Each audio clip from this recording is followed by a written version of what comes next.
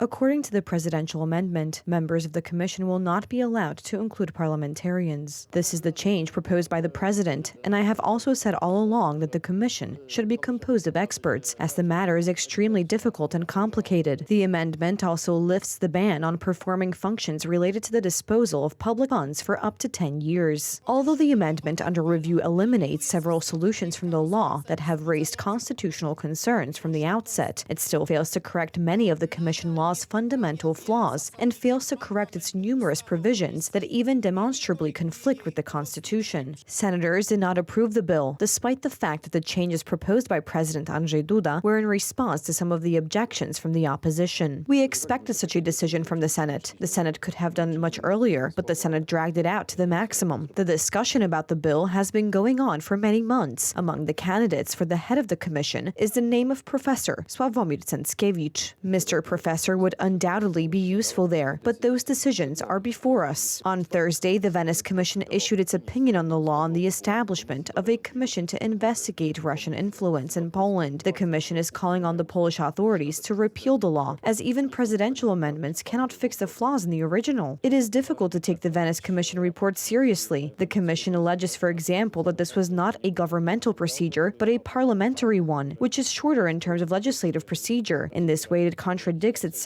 because at the same time, if it was supposed to be a governmental procedure, one then possibly make the accusation that this is some kind of interference by the government of political processes. Meanwhile, it is simply a parliamentary initiative. The Commission's main task will be to investigate Russian influence on the activities of public officials and senior executives at state-owned companies. The consequences of this policy were tragic for Poland. As a result of this policy, Donald Tusk became head of the European Council, benefited personally, but subordinated such personal politics, Poland's politics, while he was in power. So these matters should be explained and investigated in the Polish parliament. Meanwhile, Prime Minister Mateusz Morawiecki indicated that the actions of Donald Tusk's government led to the liquidation of many military units in Poland and put our country at risk. Liquidation of a unit in the Warmian-Mazurian region? And do you know who this province borders with? You have an opportunity to apologize. However, the Civic Platform leader has not apologized. Prime Minister Morawiecki decided as if to use this excuse to lie, as he often does about Ostróda, about whose decision led to the termination of certain structures important to Ostróda. I'm talking about the training center, which is exactly what Jarosław Kaczyński fervently voted for back in 2001. It was even mentioned that this is allegedly some kind of 2001 decision to defend Donald Tusk and his reset policy with Russia. So here I have proof, and Prime Minister Morawiecki also published this proof yesterday, that it was Donald Tusk's government that abolished the military unit in Ostróda. This is the decision of the Minister of National Defense, issued under the authority of the Minister of National Defense on December 24, 2010. The reset policy with Russia was carried out from 2007 to 2014.